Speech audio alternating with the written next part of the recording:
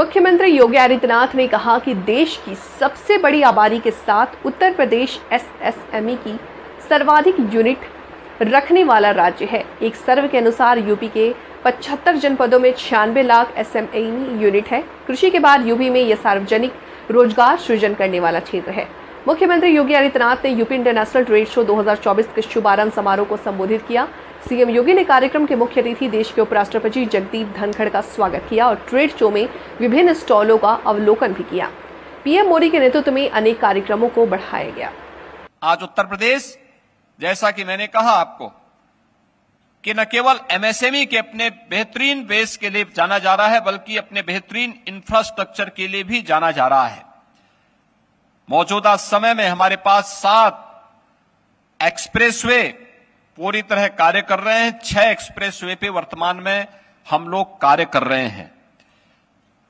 प्रदेश में वर्तमान में 11 एयरपोर्ट हमारे कार्यरत हैं और 10 एयरपोर्ट पर हम लोग वर्तमान में कार्य कर रहे हैं, जिसमें 4 इंटरनेशनल एयरपोर्ट वर्तमान में क्रियाशील हैं और देश का सबसे बड़ा international airport Noida international airport इसी जनपद में जेवर में बनकर के तैयार हो रहा है और इस वर्ष के अंत तक हम उसे बनाने का लक्ष्य रखते हैं। देश का सबसे बड़ा एक्सप्रेसवे गंगा एक्सप्रेसवे भी इसी पश्चिमी उत्तर प्रदेश को पूर्वी उत्तर प्रदेश से जोड़ने के लिए बन रहा है। इस वर्ष के अंत तक दिसंबर 2024 में प्रयागराज महाकुंभ 2025 के पूर्व इसको भी हम क्रियाशील करने के लिए युद्ध स्तर पर प्रयासरत हैं। आज प्रदेश में सड़क का और रेल का देश का सबसे बेहतरीन नेटवर्क हमारे पास मौजूद है। उत्तर प्रदेश की सुदृढ़ कानून व्यवस्था के साथ ही उत्तर प्रदेश के अंदर स्किल मैन पावर और अनस्किल मैन पावर यह देश का सबसे महत्वपूर्ण केंद्र बिंदु उत्तर प्रदेश बनकर के उभरा है। 2 करोड़ युवाओं को तकनीकी दृष्टि से सक्षम बनाने के लिए भी आज उत्तर प्रदेश ने स्वामी विवेकानंद युवा सशक्तिकरण योजना के माध्यम से हम तकनीकी रूप से उन्हें सक्षम बनाने के लिए 2 करोड़ युवाओं को टैबलेट और स्मार्टफोन वितरण करने और उन्हें तकनीकी रूप से डिजिटली उन्हें सक्षम बनाने के दिशा में राज्य सरकार तेजी के साथ आगे बढ़ी है।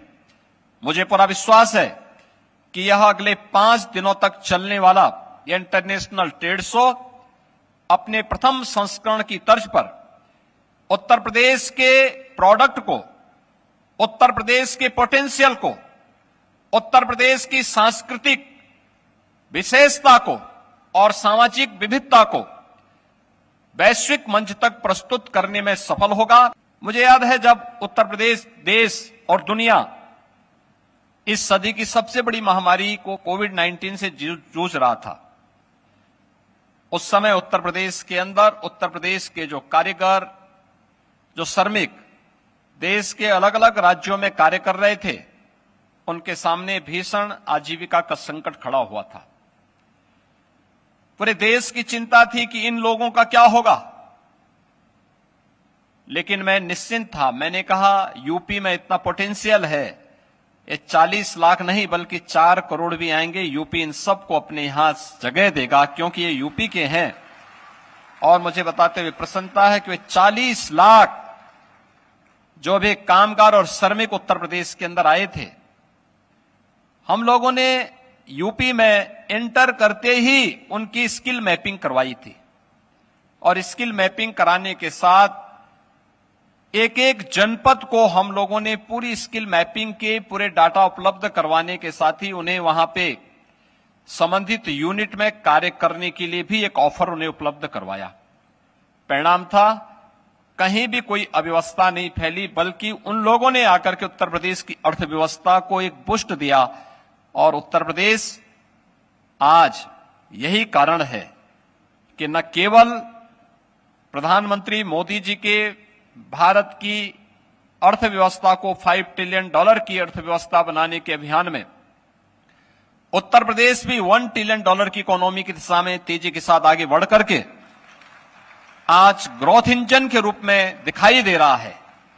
ये वही यूपी है जो आज से 7 वर्ष पहले देश के विकास का बैरियर माना जाता था।